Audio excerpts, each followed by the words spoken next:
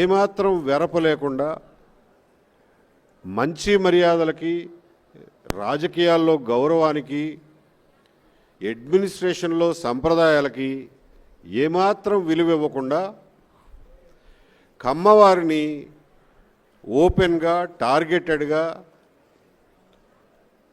వాళ్ళని అణిచివేత ఒక యుద్ధ కార్యక్రమంలాగా యుద్ధం ప్రకటించారు.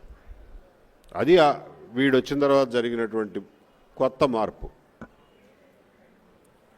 ఆ పరిస్థితుల్లో 30వ తారీఖున ప్రమాణ స్వీకారం చేశాడు. అదే రోజు రాత్రి వాడు ఇచ్చిన రెండో జీవో నా ట్రాన్స్ఫర్ చేశాడు, కానీ పోస్టింగ్ ఇవ్వడు. సో 8 నెలల పాటు పోస్టింగ్ లేదు, జీతం లేదు. సరే, బ్యాంకులో ఎంతో కొంత సేవింగ్స్ ఉంటాయి కాబట్టి నడిచిపోయింది. అప్పటికీ కూడా నేనేం కొట్లాడలా, నేనేమి ఎవరితోనూ పోట్లాడలా.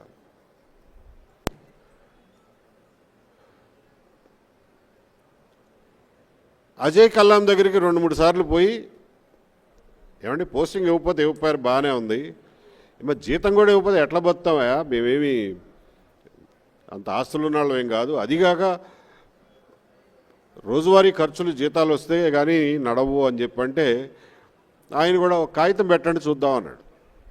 కాగితం పెడితే గవర్నమెంట్ ఫైల్ కదులుతుంది, ఏ కాగితం లేకపోతే ఎవడు చెప్పినా ఎవడు వినడు, నోటి మాట ద్వారా చెప్తే అన్నాడు. ఆయన చెప్పాడు కదా అని చెప్పి జనవరి 6వ తారీఖున 2020 సంవత్సరం జనవరి 6వ తారీఖున బాబు నాకు పోస్టింగ్ ఇవ్వండి, ఇవ్వకపోతే కనీసం జీతం అన్న ఇవ్వండి అని చెప్పి ఒక లెటర్ పెట్టా, ఒక్క పారాగ్రాఫ్తో 4 వాక్యాల్లో. ఏమి స్పందన లేదు.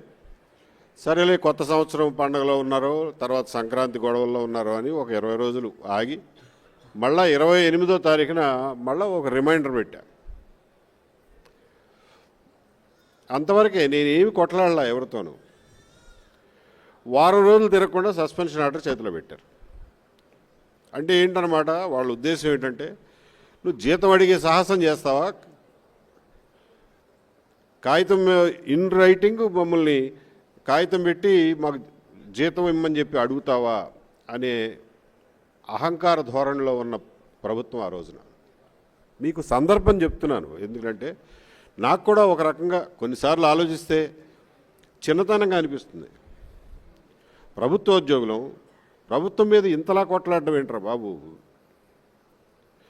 ఆ అవసరం ఎందుకు కలిగిందా అని చెప్పి కొన్నిసార్లు బాధ కలుగుతూ ఉంటుంది. సస్పెండ్ చేశాడు. సరే, సస్పెండ్ చేస్తే దాంట్లో ఏం కాగితం ఉందో అది ఒక అధికారిక ప్రాసెస్. సస్పెండ్ చేస్తే అరే బాబు నీ మీద ఈ అభియోగాలు ఉన్నాయి చెప్పాలి. ఏమీ చెప్పకుండా 2 ముక్కల్లో you are placed under suspension. నన్ను ఎందుకు సస్పెండ్ చేశారో తెలుసుకోవడానికి నేను కోర్టుకు పోవాల్సి వచ్చింది. కారణాలు చెప్పండి రా బాబు అని. ఇది ఒక పక్కన నలుగుతూ ఉండగా బయట రాజకీయ వాతావరణంలో చూసాం మనందరం. ఒక తుచ్చుడు, వాడు కుర్చీలో కూర్చునే కుర్చీ కాలి గోటికి కూడా సరిపోని తుచ్చుడు కరోనా కాదు ఇది కమ్మరోనా అంటాడు.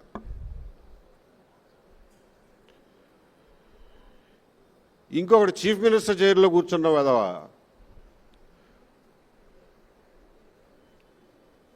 ఎలక్షన్ కమిషనర్కి కులాన్ని ఆపాదించి ఆయన నిర్ణయాన్ని కులానికి అంటగడతాడు. మళ్ళీ వాడే అదే నోటితో వ్యాక్సిన్ కనిపెడితే ఆ వ్యాక్సిన్కి కూడా కులాన్ని అంటగడతాడు. ఒక క్రికెటర్ని తీసుకొచ్చి నాకు సెలక్షన్ రావడానికి కమ్మోడు కారణం, వాడు సెలెక్టర్గా ఉండటం వల్ల నేను టెస్ట్ సిరీస్కి ఆడలేకపోయానని చెప్పి వాడితో చెప్పిస్తాడు. Which is completely false. అందులో ఏమన్నా నిజం ఉంటే అనుకోవచ్చు, విచ్ ఈస్ కంప్లీట్లీ ఫాల్స్. ఆ వాతావరణంలో మనం ఆ రోజున బ్రతికాం.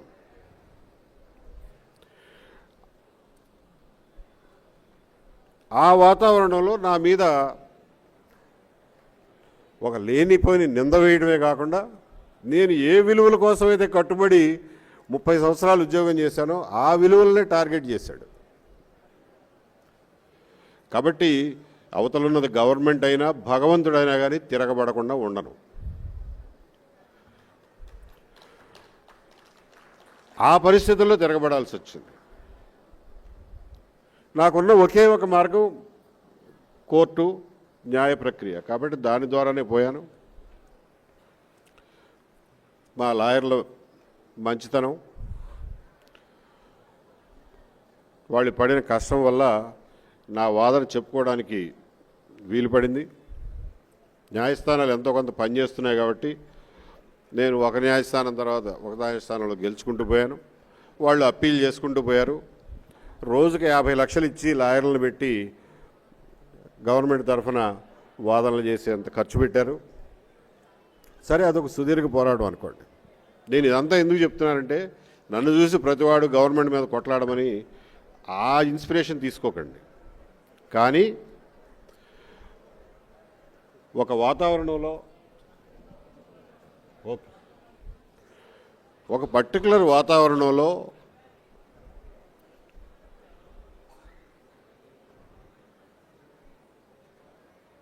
మూలక నెట్టబడిన నాడు తిరగబడడం తప్ప వేరే మార్గం ఉండదు. దానికి మానసికంగా మనం అందరం సిద్ధంగానే ఉండాలి ఎప్పటికైనా.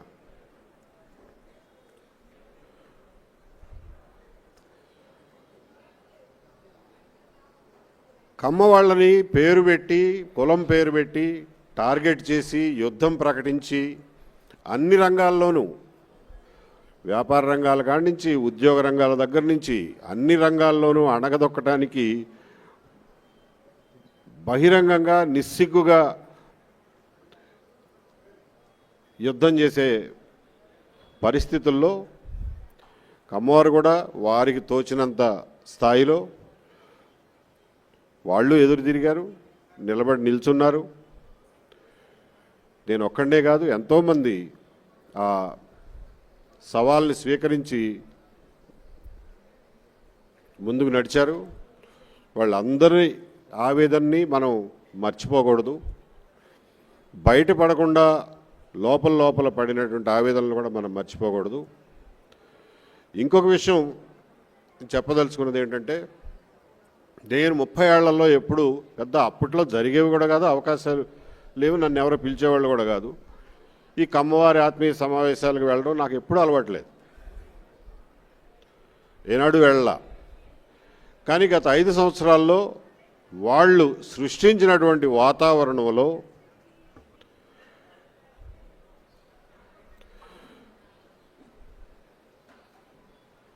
ప్రతి కమ్మవాడు భయపడి డిఫెన్స్లో ఉండిపోయి ఆత్మరక్షణలో ఉండే పరిస్థితుల్ని కలుగు చేసినటువంటి ఆ వాతావరణంలో కమ్మవారికి ధైర్యం చెప్పాల్సినటువంటి అవసరం నాకు కనపడింది. ఏం భయపడకండి, ఇది వచ్చిపోయే మేఘాలే తప్ప ఇది పర్మనెంట్ కాదు, నిలబడి ఉండండి, ఫైట్ చేయండి చేతనైనంత వరకు, దీన్ని మనం తట్టుకోగలం, దీన్ని అధిగమించగలం అనే ధైర్యం చెప్పాల్సిన అవసరం నాకు ఒక సాటి కమ్మాడిగా, ఒక సాటి మనిషిగా నాకు అవసరం అనిపించింది. నేను కమ్మాడిని కాకపోయినా కానీ కమ్మవారి మీటింగ్కి వచ్చి మా మాటలు మాట్లాడేవాడిని అని నా మనసుకు నాకు తెలుసు. ఏ రకంగా అయితే ఆ రోజున ఉన్నటువంటి ప్రభుత్వం, పాలకులు నన్ను ఒక దిష్టిబొమ్మలాగా నుంచోబెట్టి, చూసారా మాతో పెట్టుకుంటే వీడికి ఏం చేశామో అది జరుగుతుంది మీ అందరికీ అని చెప్పి మొత్తం పాలనా వ్యవస్థనే బెదిరించడానికి నన్ను ఒక దిష్టిబొమ్మలాగా ఉపయోగించుకోవడానికి చూశారో, అదే నేను అరే కమ్మోళ్ళతో పెట్టుకుంటే నీకు కూడా అంత ఈజీ ఏం కాదు అని చెప్పి చెప్పడం కోసం మీ అందరి దగ్గరికి వచ్చి మిమ్మల్ని ఇన్స్పైర్ చేయడానికి నేను నిర్ణయించుకున్నా. అందులో ఇది మంచా చెడా, ఇది ఒక పబ్లిక్ సర్వెంట్గా నేను ఒక కుల సంఘం మీటింగ్కి వెళ్ళటం మంచిదా కాదా అనే మీమాంసకి నేను ఏనాడు గురికాల. I was very clear in my mind. నువ్వు వీళ్ళని టార్గెట్ చేసావు, నేను వీళ్ళకి తోడుగా నిలబడతా, వాళ్ళని నా చేతనైనంత వరకు నిలబెడతా, వాళ్ళని ఇన్స్పైర్ చేస్తా. నువ్వు నన్ను చూపించి మిగిలిన వాళ్ళని బెదిరించినట్లుగా ఎట్లయితే బెదిరిస్తున్నావో నేను పక్కన నుంచుని వీళ్ళకి ధైర్యం చెప్తా. సో బ్యాలెన్స్, నువ్వు చేసేది నువ్వు చేసుకో, నేను చేసేది నేను చేసుకుంటానని చెప్పి మీ మీటింగులకు రావడం జరిగింది. అంతకుముందు నేను ఎప్పుడూ సర్వీస్లో ఈ మీటింగులకు రాలా. సరే, ఆ తర్వాత ఎన్నికలు వచ్చినాయి. ఎన్నికల్లో ప్రతి కమ్మవాడు కొంతమంది ఒక 10-20% పక్కన పెట్టేస్తే కిలో వంకాయలు కొంటే 1-2 పుచ్చులు వస్తాయి. దాని గురించి వంకాయలు కొనడం మానం, తినడం మానం. కమ్మవారు అందరూ కూడా కలిసికట్టుగా దేశ విదేశాల్లో ఉన్న వాళ్ళందరూ కదిలి ఈ దుర్మార్గపు ప్రభుత్వానికి, ఈ రాక్షస ప్రభుత్వానికి, ఈ నియంతృత్వ ప్రభుత్వానికి ఎటువంటి సమాధానం చెప్పారో అన్నది మీ అందరికీ గుర్తుంది.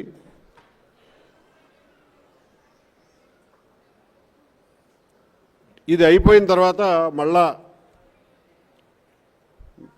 మళ్ళా కార్తీక మాసం వచ్చింది, మళ్ళా సంక్రాంతి వచ్చింది.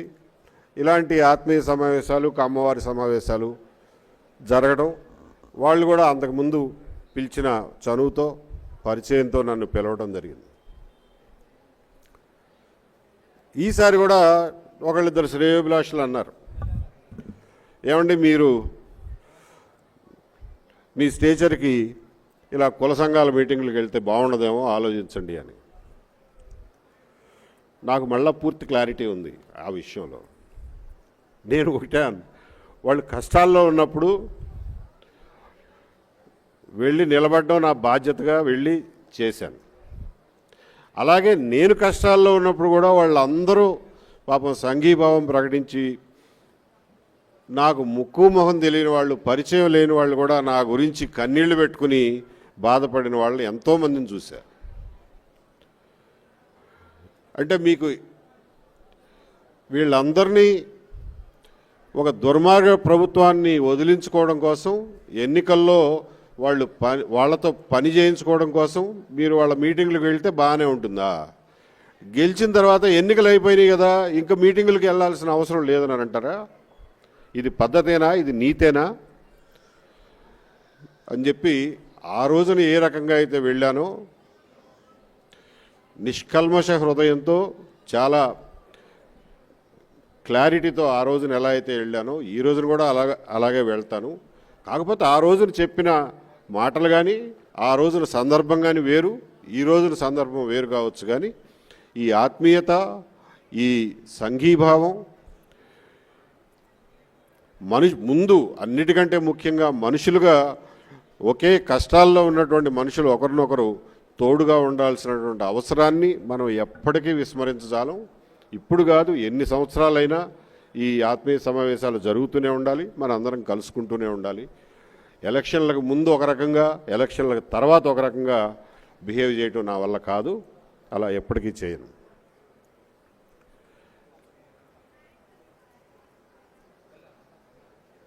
మిత్రులారా, నేను ఇప్పటివరకు మాట్లాడిన దాని నుంచి 2 విషయాలు దాన్ని ముందుకు పొడిగిస్తాను. ఒకటి, ఇంత దుర్మార్గం, ఇంత రాక్షసత్వం, ఇంత కర్కసత్వం, ఇంత నియంతృత్వానికి మన అందరం గురి కావటం అనేది చరిత్రలో మళ్ళీ ఇంకొకసారి జరగకూడదు అనే కఠినమైనటువంటి నిర్ణయానికి మీరు అందరూ రావాల్సిందిగా కోరుతున్నాను.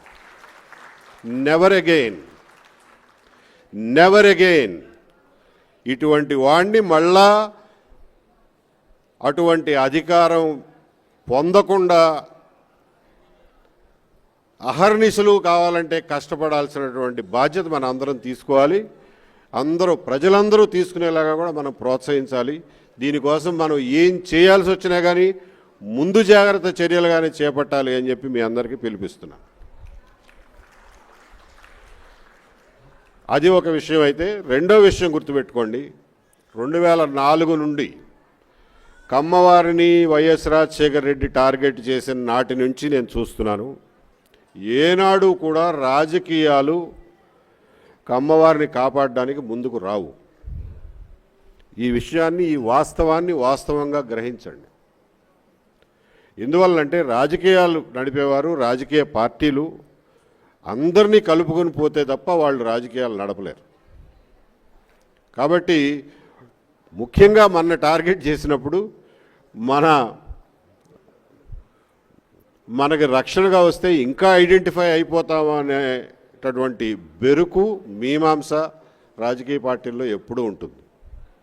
కాబట్టి మన పట్ల సానుభూతి ఉన్నప్పటికీ, మన పట్ల అభిమానం ఉన్నప్పటికీ, మనని ప్రత్యక్షంగా కాపాడడానికి ఏ రాజకీయ పార్టీ ముందుకు రాదు.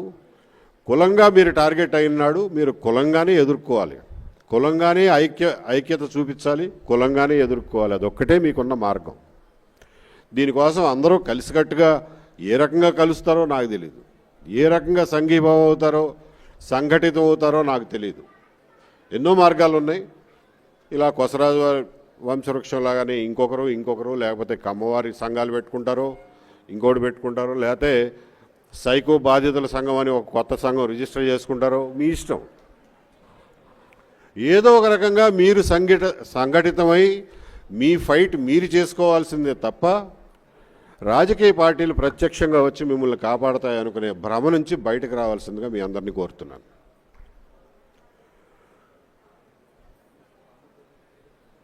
ఎక్కువ పొడిగించకుండా, మీ అందరూ విఘ్నులు, ఒక మాట చెప్తే అర్థం చేసుకోగలరు కాబట్టి ఇంకొక 2 విషయాలు చెప్పి ముగిస్తాను.